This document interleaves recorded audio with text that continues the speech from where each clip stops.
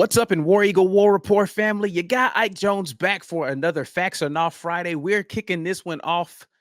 First game of the season. Let's get straight to it. Y'all know how we do right here, War Rapport style. Let's drop it on them.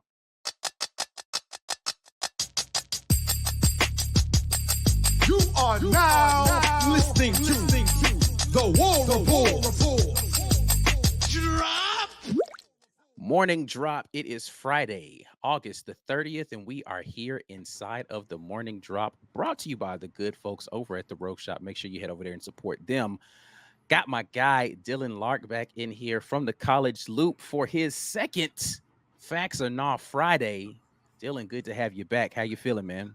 I'm feeling good. It's Friday morning and, we play football tomorrow. It feels like it's been forever for some reason since football was played, even though it has not been, but, a couple of months in reality. But it's time to get to it, and we are going to talk about it, Facts or Not style, right here inside the morning drop. We will start it off, and let's do it. I always have to start with defense because people always want to jump straight into the offensive one. But let's start with the defensive side of the ball. And this was one that I think that you liked as a facts or not question. I'll let you answer first. Facts or not, Dylan? Auburn will have at least one defensive touchdown in this game. I'm going to go facts. Auburn was able to get one against UMass last year. I think you're going to see that.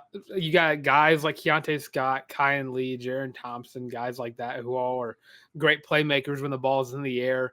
Of course, can't forget that Eugene Asante was able to run back a fumble recovery for a touchdown too. I think a lot of athletes on this team. I find it hard to believe that Auburn's to get at least one defensive touchdown. I labor with this one, but I think I'm going to go facts as well. I think that the A&M team is going to go out there and they're going to try to throw the ball around a bit. I think that this defense is going to force a mistake from a quarterback that might put it up for grabs out there, and somebody's going to take one back to the house with the way that they're going to be scheming up this pressure from the defense on that quarterback. I'll take facts, a defensive touchdown happening for Auburn in this game. I'll let you do the special teams one. I'll let you do a special teams one. How about that?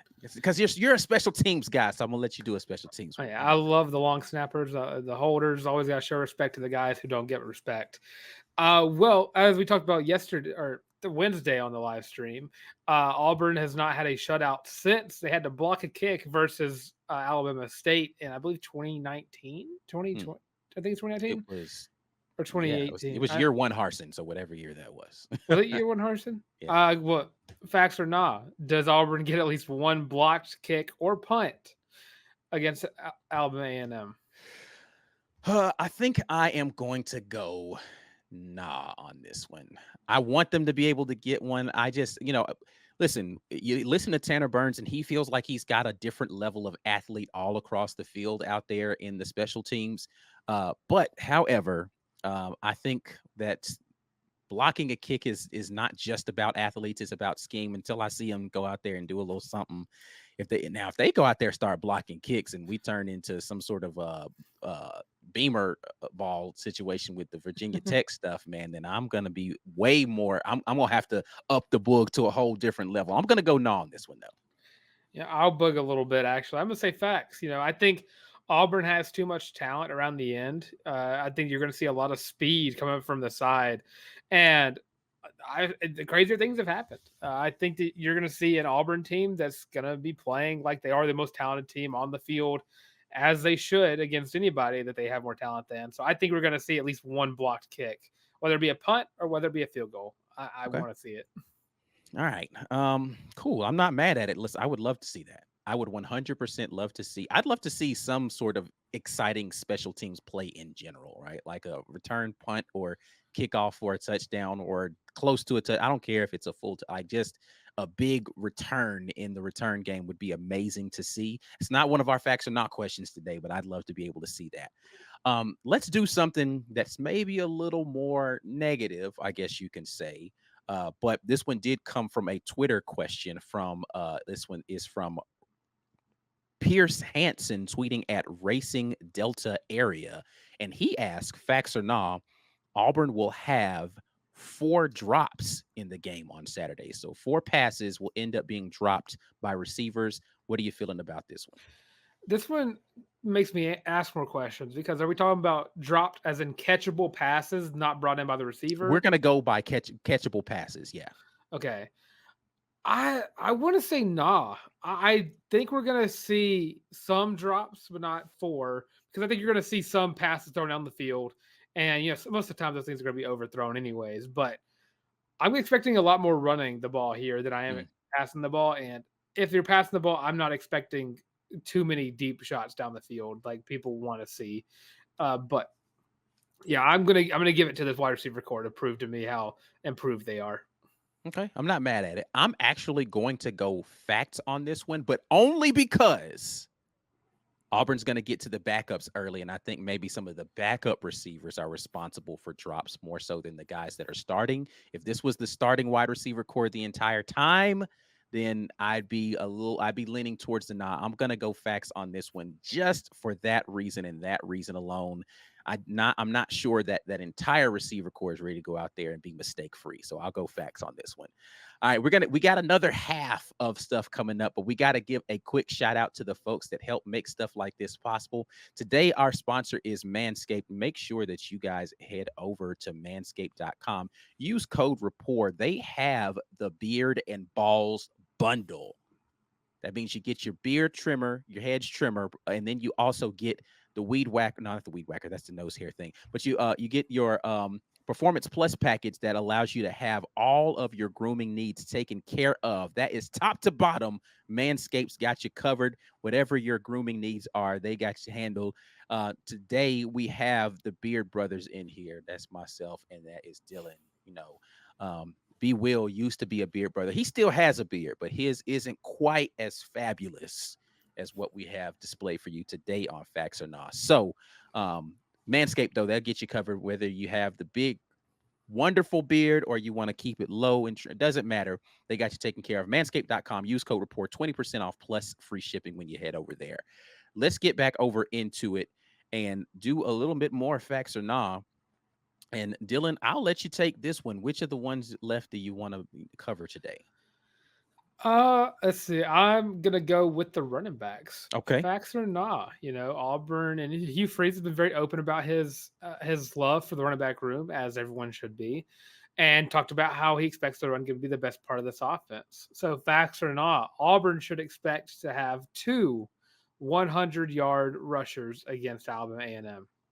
You know, I'm going to go big time facts on this one because I think Auburn's going to get close to 400 yards on the ground in this game. They are going to make sure that they impose their will during this game at the offensive line. There are going to be 2 people that are going to rush for over 100 yards in this game for Auburn. I'm going to go big time facts on this one. I'll follow your bug because I don't even think you're bugging that hard because Yeah. I think this is a major facts here. I think you're going to see Jeremiah Cobb hit the 100-yard mark. I'm expecting him to lead Auburn in rushing yards Not because I mad don't at that expect take. Jarquez Hunter to be in the Yep. game much Not longer mad at than that the take first at or all. second quarter. Yep. So him and Damari Alston. Mm. I think you're going to see both those guys hit the 100-yard mark in this game, and I mean Jarquez Hunter might hit it too. You might get 3. I expect a lot of Auburn running the ball here to really show off. Well, I don't want to see page 2 of the playbook in this game. Hey. I want to see the halfback zones. I want to see the dives. I want to see the sweeps. I don't want to see, what we're expecting to see against Oklahoma in week 5. Yeah. I don't see that yet. Not mad at it. Not mad at it. All right. We got one more. That's a little bit on the I won't it's a more of a neutral thing, but it is about special teams. I'm gonna steal this one from you, but I do want you to answer this one. Facts or nah? Auburn has 2 or fewer drives that end in punts in the game tomorrow. This goes back to your drops one. I'm gonna go with nah for the sheer fact I think the backups will come in, and I don't expect Hugh Freeze to put his foot on the throat of Alabama A&M and just put 95 up on the board. I think you're going to see some fourth quarter punts, just trying to kill clock, running and falling down. I think you're going to see some punts, but I don't think you're going to see it when the starters are on the field. Yeah, I think I'm going to join you with this one. I'm going to go with nah on this just because, like you said, I think later in the game, you might see some drives stall. You might even, somewhere there when you get to that second unit, have a drive or two that, would miss a third down throw on or something like that. So I'm going to go nah. There will be at least 3 punts in this game. But I don't expect it to be a punt fest out there. I do expect Auburn to be scoring quite a bit of points.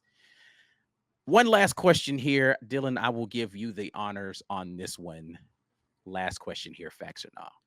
So, Auburn has had its fair share of wide receivers join this team over the course of this offseason.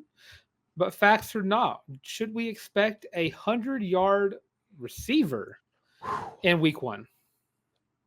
This one is such a tough question because of how many snaps I expect for them to play. However, let's put a big facts up on this one. We are going to see a receiver have 100 yards on like 5 catches. Somebody is going to go crazy in this game. I don't know who it's going to be. It might be Malcolm Simmons taking a little pop pass, and he's going to turn it up for 60 or 70 yards. And then when he gets in there with the second unit, he becomes the number 1 receiver in the slot, and he goes and gets another. I don't know how it's going to go down, but it's going down. Somebody is going to go out there and they're going to dominate this game, and they're going to have a crazy stat line, and it's going to come from a receiver, and it's not going to take a whole bunch of catches to get it done. Yes, I'm going facts on this. I would love the stove is red hot in week one here, but I'm going to go with nah for the sheer fact. I just said earlier, I don't want to see page 2 of the playbook. Right. I don't even want to see the bottom half of page 1. I think you're going to get a fair mix of every single player getting their fair share of receptions. I don't think you're going to get one guy getting multiple targets and the other guy. I mean, I think Rivaldo Fairweather's still going to be getting a fair share of his targets this year. I think you're very tight end oriented, passing wise, at least for the first few games. So I don't expect a 100-yard receiver in this game. 100-yard rushers, I'm all in. All my chips are on the table for those. But 100-yard receiver, I can't see it in this game where the offense is going to be more vanilla. Not mad at it at all, man. Listen, I'm not going to be mad if there's not a 100-yard receiver, as long as, like you said, that run game is doing its thing. I'll take a Gus Malzahn special where you run it for like 500-600 yards in the game. Listen, I'm not mad at that at all. But well, you could just have two. You could have multiple receivers. I think you could have multiple receivers here get like 50 or 60 yards for sure. I just don't think you're going to get one guy getting the majority of them, like you see with other teams. Not mad at that take at all. All right, well, that's it, man. We're going to get out of here quick and easy. Once again, another Facts and Off Friday. I want to hear or see you all's thoughts on the questions here for Facts and Off. Make sure you drop those right down there in the comment section. Dylan, tell the people how they can check out the things with the College Loop. Of course, you can check out the College Loop right here on YouTube. Also check us out on social media as well at the College Loop. Yesterday, we actually had a video go up where I previewed the Alabama A&M game, as well as my top 10 games of the week. I currently am watching one of the games that we picked. I probably picked the wrong team. I picked Colorado to beat North Dakota State. Don't know if that's going to happen yet, but this is coming out the day after. So hopefully I got it right, but also it'd be funny if I got it wrong. But yeah, College Loop, check us out. We'll be live Sunday talking about college football week 1, as well as talking about what Auburn can do to improve or what they can keep doing as Cal comes into town next week. Absolutely. All right. Well, as always, the morning drop is brought to you by the good folks over at Rogue Shop. Make sure you head over to rogueshop.com. Use code FREAKS5 when you do. That gets you 20% off at America's #1 online dispensary. That is the Rogue Shop. Whether you have issues with sleep, stress, pain, or anxiety, the Rogue Shop's got some remedies for you. Make sure you like this video before you get out of here. Subscribe to the channel if you haven't already. Share the content with somebody. We will be back at you tomorrow. Game day. Game 1 for Auburn. Let's get it done out here. Make sure you guys make sure you all join the live stream before the game. We'll be doing halftime with our members, and then post game, we'll be right here reacting with you to everything that we just saw. But we're out of here until the next time. And as always, War Eagle.